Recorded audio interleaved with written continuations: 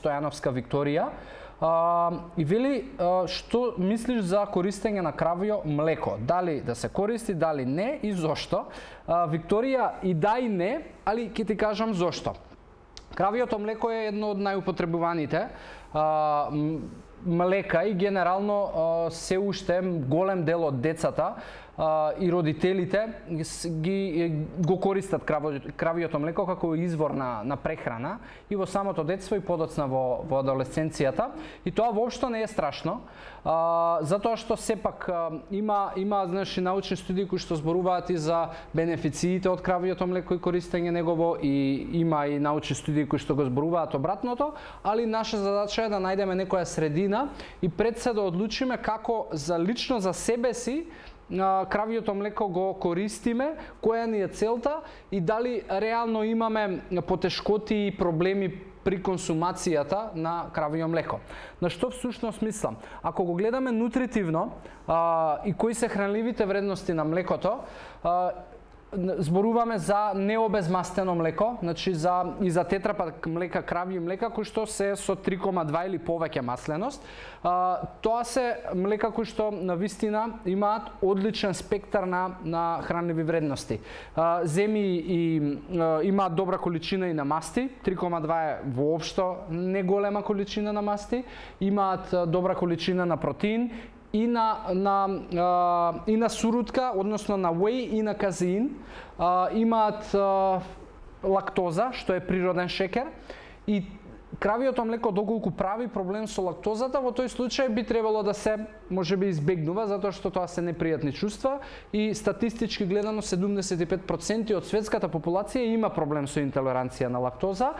За да го увидиш тоа, можеби пробај со 21 ден без млеко и млечни продукти и после 21 ден врати го назад и види дали ќе ти се случи некаква реакција. Ако се случи, во тој случај најдобро да лактозата не биде дел од твојот живот, но повторно тоа не значи дека и кравиото млеко не може да биде дел од твојот живот, затоа што денеска постојат и многу опции со млеко без лактоза. И во маркетите веќе ширум земјава има можност да се купи, така да ете ти подобра опција.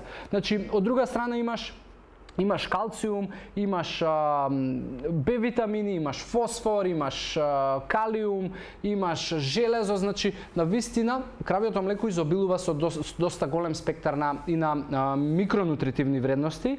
Затоа моето лично мислење е дека не треба да го отфрлаш од исхраната доколку навистина не ти прави проблем. Освен кај лактозата, дури некогаш и ако се исфари лактозата, знае особено кај тинејџери да предизвикува проблеми со кожа, особено акни. Знае да биде доста стимулирачки кон акни, али повторно тука се уште научните истражувања се во рана фаза и немаат има индикации, но се уште не излегле со тврдење дека да, млекото го предизвикува тоа, но и кога зборуваме за кравиото млеко како предизвикувач и стимулирач на појава на акни, зборуваме повеќе за обезмастените млека и млечни продукти. Значи, оние кои што се со 0,9, можеби и помалку проценти на масти, затоа што кога се обезмастува млекото, се остава поголем воден дел, така наречено, во млекото, при што тој воден дел се смета дека прави импликации на инсулинот и на IGF. Тоа е уште еден хормон кој што се поврзуваат со појавата на акни.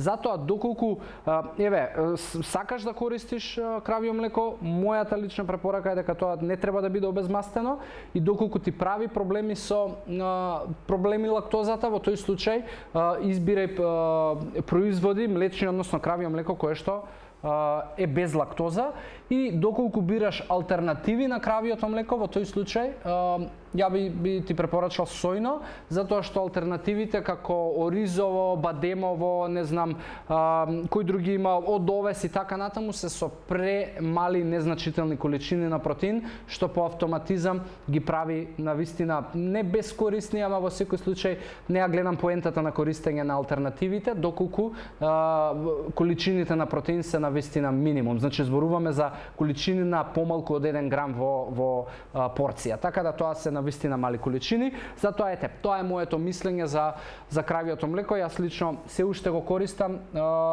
и мојата препорака е дека доколку не си во овие две групи со интолеранција и со акне, слободно користи го.